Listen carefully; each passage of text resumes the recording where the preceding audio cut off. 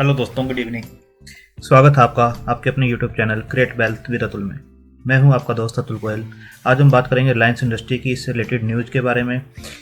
क्या न्यूज़ है, कैसे उसका स्टॉक प्राइस पे इम्पैक्ट है और किस प्राइस पे हमें इसे खरीदना चाहिए नहीं खरीदना चाहिए, क्या डाउन साइड है, क्या अप साइड है, रिस्क रिवार्ड रेशो, ये सब हम डिस्कस करेंगे चार्ट के ऊपर भी। उससे पहले हम देख लेते हैं किस टाइप से रिलायंस इंडस्ट्री ने आज काम किया है। आप देख सकते हैं प्रीवियस क्लोज जो था 1987 का था, तो आज 1990 के आसपास ये बंद हुआ है और 1998 रुपये 90 पैसे के आसपास का इसने हाई बनाया है। तो एक फ्लैट, ऑलमोस्ट फ्लैट ही इसे कहा जाएगा, बंद होते हुए नज़र आया है। तो डाउन से इसने रिकवर किया है 1968 का जो आज एक डाउन गया था, उसके बाद देखिए आपने यहाँ पर रिकवर होता हुआ नज़र आया है। तो एक रेंज के अंदर ही आप देखेंगे पिछले 5-6 दिन से एक रेंज के अंदर ये स्टॉक जो है मूव कर रहा है। तो न्यूज़ क्या है वो भी हम देख लेते हैं। न्यूज़ ये है कि रिलायंस इंडस्ट्री ने जो है दिल्ली, हरियाणा एंड पंजाब में जो दिल्ली साइड प्रोटेस्ट चल रहा है, नॉर्थ इंडिया में किसानों का प्रोटेस्ट चल रहा है, और पंजाब साइड में जो इनके टावर्स हैं उनको तोड़ा जा रहा है, सप्लाईज को बंद किया जा रहा है। तो उसके अगेंस्ट कोर्ट में एक नोटिस इन्होंने दिया है, एक लेटर दिया है। आप देख सकते हैं, no plan to enter corporate farming Reliance industry to goes to court on vandalism. आप देख सकते हैं क्लियर, इसके अंदर क्लियर कहा गया है कि 1500 टावर जो है उसके तोड़फोड़ की गई है और उनकी पावर सप्लाई को कट कर दिया गया है। टोटल 9000 टेलीकॉम टावर्स हैं इसके अंदर। तो उनका कहना है कि उनका इस जो फार्म लॉ है उससे कोई भी लेना देना नहीं है। आप यहाँ पर भी देख सकते हैं, no plan to enter contract farming, wouldn't purchase any agriculture land, says Reliance industry. ये आज ही की न्यूज़ है कि उनका कॉन्ट्रैक्ट फार्मिंग से कोई लेना देना नहीं है, कोई लैंड उन्होंने परचेज नहीं की है, एग्रीकल्चर लैंड परचेज नहीं की है, तो ऐसा कोई भी उनका इरादा नहीं है। आप यहाँ देख सकते हैं रिलायंस इंडस्ट्री के अगेंस्ट काफ़ी प्रोटेस्ट ये होता हुआ नज़र आ रहा है। उनके टावर्स जो हैं पंजाब में काफ़ी तोड़फोड़ की जा रही है, पावर सप्लाई को बंद किया जा रहा है, तो काफ़ी नुकसान इनको उस स्टेट में होता हुआ नज़र आ रहा है। यहाँ पर भी इनका कहना है, Reliance you to move Punjab and Haryana high court seeks urgent intervention to stop vandalism.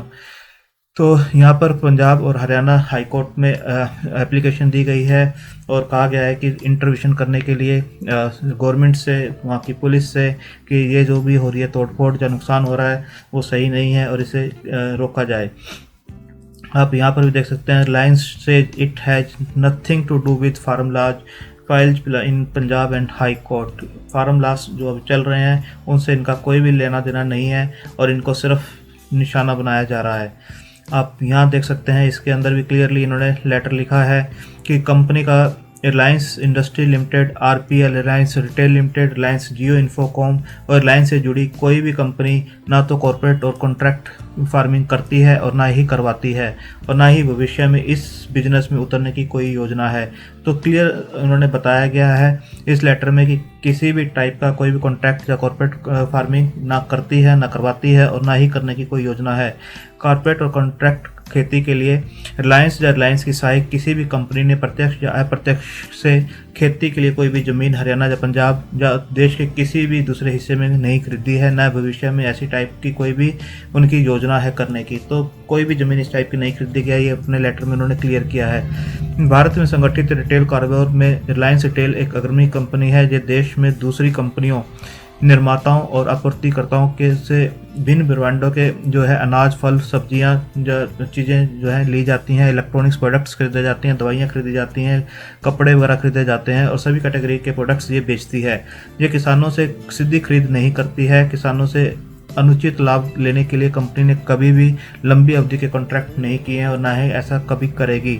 130 crore भारतीयों का पेट भरने के वाले किसान अन्नदाता हैं और हम उनका सम्मान करते हैं। रिलायंस और उसके सहयोगी किसान को समृद्ध और सशक्त बनाने के लिए प्रतिबद्ध हैं। आप देख सकते हैं बिल्कुल अपने लेटर में इन्होंने क्लियर चीज़ें लिखी हैं और बिल्कुल आगे तक का भी वादा किया है कि इस टाइप की कोई भी चीज़ें वो नहीं करने वाले हैं। फोकस बिल्कुल क्लियर किया है। जो आप देख सकते हैं, रिलायंस की ओर से जारी बयान में कहा गया कि दोनों राज्यों में कंपनी के मोबाइल टावर में हुई तोड़फोड़ के पीछे प्रतिबंधित कंपनियों का भी हाथ हो सकता है।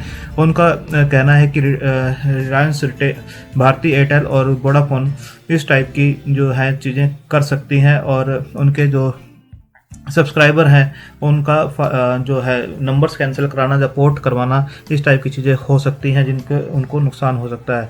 आप देख सकते हैं कंपनी ने बताया कि उनके 40 करोड़ ग्राहक हैं, उसमें इसमें से 31 अक्टूबर 2020 तक जियो के पंजाब में 1 करोड़ 40 लाख राज्य के लगभग 36% जो ग्राहक हैं रिलायंस जियो पर हैं, और हरियाणा के 94 लाख रुपए 34% ग्राहक जो हैं जियो के हैं। केवल पंजाब में लगभग 9000 रिलायंस के टावर्स हैं। आप देख सकते हैं कितना बड़ा इंफ्रास्ट्रक्चर है जिसको नुकसान पहुंचाया जा रहा है। तो यहाँ पर कोर्ट के अंदर इन्होंने क्लियर अपना लेटर दिया है, और आगे देखते हैं इसके अंदर आने वाले टाइम में किस टाइप से चीज़ें होती हैं। चीफ मिनिस्टर्स को भी, पंजाब चीफ मिनिस्टर को भी लेटर दिया गया था, और डीजीपी को भी लेटर पहले भी दिया गया है कि इस चीज़ को रोका जाए किसी भी तरह से। अब यहाँ पर अगेन देख सकते हैं no relation with 3 law firms in no way benefits from the them. Reliance ने सिंपल क्लियर किया है। आप यहाँ देख सकते हैं कि जो अभी रिसेंट न्यूज़ थी, SEBI imposes 40 crore fine on Reliance industries Mukesh Ambani for manipulation trades in RPL. जो सेबी है उसने एक फ़ाइन इम्पोज किया है 25 करोड़ का रिलायंस इंडस्ट्रीज़ के ऊपर, एंड 15 करोड़ का जो किया है चेयरमैन मुकेश अंबानी के ऊपर, और 2 दूसरी फर्म्स के ऊपर भी किया है। बट ये जो 40 करोड़ का रिलायंस इंडस्ट्री के ऊपर सीधा फ़ाइन किया गया है, और 15 करोड़ का मुकेश अंबानी के ऊपर किया गया है। The issues related to manipulation during the sale and purchase of Reliance petroleum limited shares in the cash and future segment in November 2007। आप देख सकते हैं नवंबर 2007 का केस है जिसके ऊपर सेबी ने अब डिसीजन दिया है और एक फाइन लगाया है। This followed RL's decision in March 2007 to sell 4.1% stake in RPL, a listed subsidiary that was later merged with RIL in 2009। तो इस केस के अंदर पूरा ये बताया गया है कि किस टाइप से इन्वेस्टर्स के ट्रस्ट को ब्रीच किया गया था, और जो एक ट्रस्ट से भी बनाना चाहती है उसको ब्रीच किया गया था, इसलिए एक हैवी फाइन लगाया गया है। तो 25 करोड़ रुपए सेबी ने लगाया रिलायंस इंडस्ट्री के ऊपर, 15 करोड़ लगाया है मुकेश अंबानी के ऊपर। तो अभी हम चार्ट के ऊपर देख लेते हैं कि शेयर किस टाइप से नज़र आ रहा है। आप देख सकते हैं कि काफ़ी टाइम से एक नैरो रेंज के अंदर काम करता हुआ नज़र आ रहा है और कंसोलिडेट हो रहा है। यहाँ पर आप देखिए एक नीचे आने के बाद जो शार्प फॉल इसके अंदर आया था यहाँ पर, वहाँ से आने के बाद ये स्टेबल होता हुआ नज़र आ रहा है, और काफ़ी टाइम से ये इस रेंज के अंदर ही घूमता हुआ आपको नज़र आ रहा है। ऑलमोस्ट आप देखेंगे 1835 रुपये का जो लेवल इसने बनाया था 3 नवंबर के आसपास बनाया था, तो पिछले 2 महीने से ये इसी रेंज के अंदर काम करता हुआ आपको नज़र आ रहा है।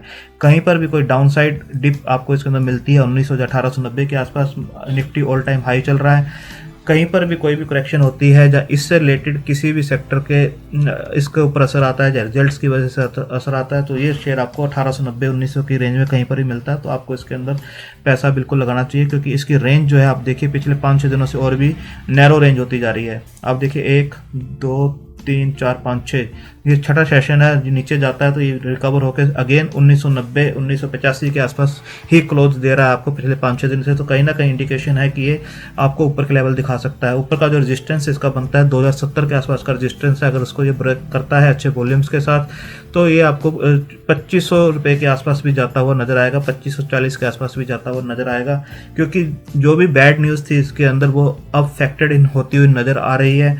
जो भी बैड न्यूज़ आ रही थी प्राइस के अंदर ऑलरेडी फैक्टर्ड इन है। अब कोई भी अच्छी न्यूज़ आती है तो ये 2070 के लेवल को इजीली ब्रेक कर सकता है और इसको 2500 की ओर ले जा सकता है। एक और हम सुपर ट्रेंड को भी लगा के देखते हैं कि ट्रेंड किस टाइप से नज़र आ रहा है स्टॉक के ऊपर, तो वो भी हम देख लेते हैं। अब देखेंगे एक रेजिस्टेंस क्लियर दिखाई दे रहा है 2070 का, जो मैंने लेवल आपको बताया था 2070 के आसपास का एक लेवल है जो एक रेजिस्टेंस ये फेस कर रहा है। अगर इसको ये ब्रेक करता है तो ये बिल्कुल आपको ऊपर जाता हुआ नजर आएगा।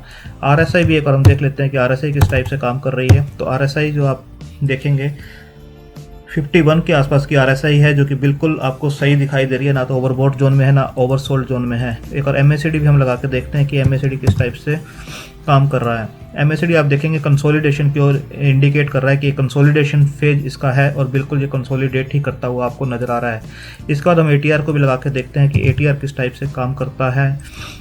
आप देखेंगे तो ATR जो स्टॉप लॉस आपको नीचे का बता रहा है वो आपको ऑलमोस्ट जो मैंने बताया 1890 रुपये के आसपास का है। अगर 1890 1910 के आसपास कहीं पे भी इस जोन में आपको मिलता है तो बाय ऑन डिप करना चाहिए और इसे लेना चाहिए। इवन आप इसके अंदर मंथली SIP के थ्रू भी कर सकते हैं, क्योंकि काफ़ी डाइवर्सिफाइड कंपनी है अपने आप में ही रिलायंस इंडस्ट्री। आपको इसके अंदर रिलायंस पेट्रोलियम एनर्जी के भी शेयर्स मिल जाते हैं, आपको इसके अंदर टेलीकम्युनिकेशन के भी शेयर मिलते हैं जिसका आने वाले टाइम में बहुत अच्छा स्कोप है। आपको इसके अंदर रिटेल के भी मिल जाते हैं, आपको टेक्सटाइल भी मिल जाता है, आपको मीडिया भी मिल जाता है। तो काफ़ी डाइवर्सिफाइड पोर्टफोलियो है और आने वाले 2-3 सालों में हो सकता है रिलायंस जियो तो अलग से एक आईपीओ आता नजर आए, रिलायंस रिटेल का अलग से आईपीओ आता हुआ नजर आए, तो काफ़ी वैल्यू इसके अंदर आने वाले टाइम में अनलॉक हो सकती है।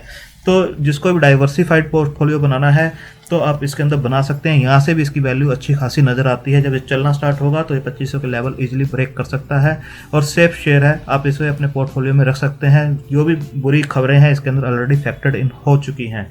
थैंक यू, धन्यवाद।